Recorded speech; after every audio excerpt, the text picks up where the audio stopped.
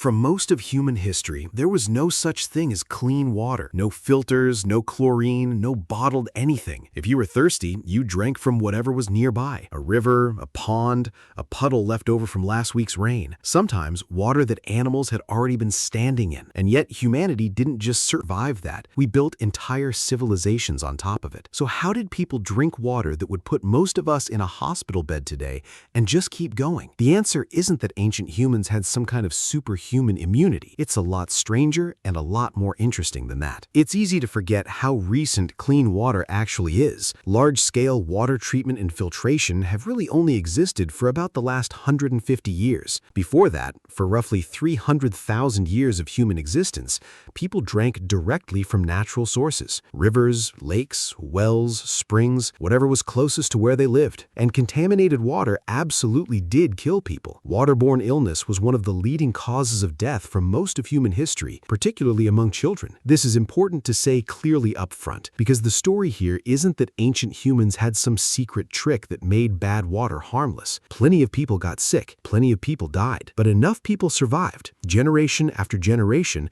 that humanity kept going. And the reasons behind that survival tell us a lot about how the human body actually works. The first line of defense was already built into the body: stomach acid. Human stomach acid sits at a pH of roughly 1.5 to 3.5, acidic enough to destroy a significant portion of the bacteria that enter it. This isn't a special ancient adaptation. It's the same stomach acid you have right now. But it mattered a lot more when it was the only defense standing between a person and every pathogen in a local water source. Modern life has changed how much work that stomach acid actually has to do, mostly because we no longer regularly challenge it with untreated water and undercooked food the way our ancestors did. The acid didn't get weaker. We just stopped needing it to work as hard. Here's one of the most underrated turning points in human history: fire. Once early humans learned to consistently control fire, they gained the ability to boil water and cook food, both of which kill the vast majority of dangerous pathogens before they ever reach the stomach. This wasn't a conscious understanding of germs. That knowledge was tens of thousands of years away. But the practical effect was the same. Communities that boiled water for tea, broths, or cooking,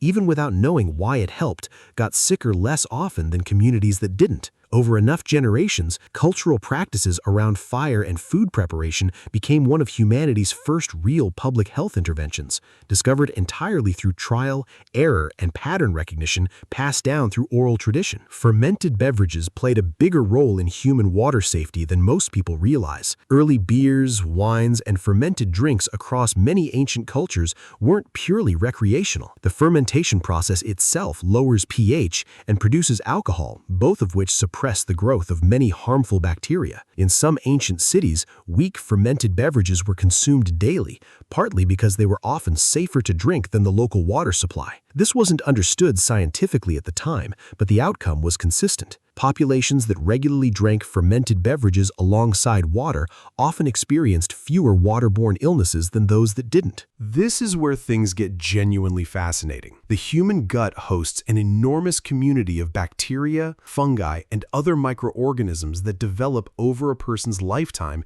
in response to their specific environment. When someone regularly drinks from the same local water source, their gut microbiome and immune system gradually calibrate to the specific bacteria present in that source. This is why historical accounts frequently describe travelers getting violently ill from water that local populations drank without issue. It wasn't that the local water was cleaner, it was that the local population's gut systems had spent years adapting to that specific microbial environment, while the traveler's system had not. Familiarity, not purity, was doing a lot of the protective work. This also explains a specific historical pattern. Infants and young children were disproportionately vulnerable to waterborne illness, since their immune systems and microbiomes hadn't yet had time to build that tolerance. High childhood mortality tied to water quality reflects exactly this vulnerability window. Communities figured out water quality long before germ theory. Long before anyone understood bacteria, many ancient cultures developed surprisingly sophisticated water practices based purely on observation. Wells were often dug at a distance from waste disposal areas. Certain water sources were avoided during specific seasons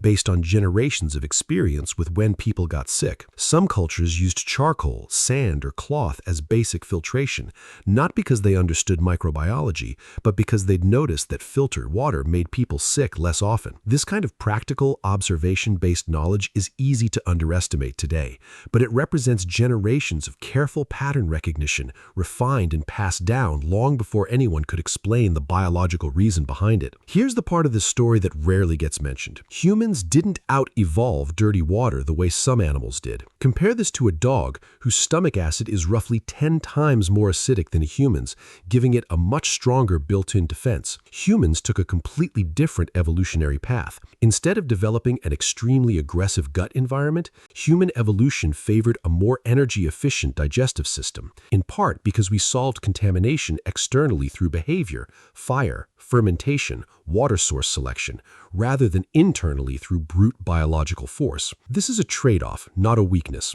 A highly acidic stomach is metabolically expensive to maintain. Humans essentially outsourced the problem to culture and technology instead of biology, and it worked well enough that we're still doing version after version of the same strategy today, just with chlorine and filtration systems instead of fire and fermented drinks. Put it all together and the picture becomes clear. It wasn't one clever trick, it was a layered system. Baseline stomach acid doing real, meaningful work, fire and cooking eliminating a huge share of pathogens before ingestion, fermented beverages offering a safer daily alternative to raw water, immune systems and gut microbiomes calibrated specifically to local water sources through years of exposure, and generations of hard-won observational knowledge about which sources to trust and which to avoid. None of this made ancient water drinking safe in any modern sense.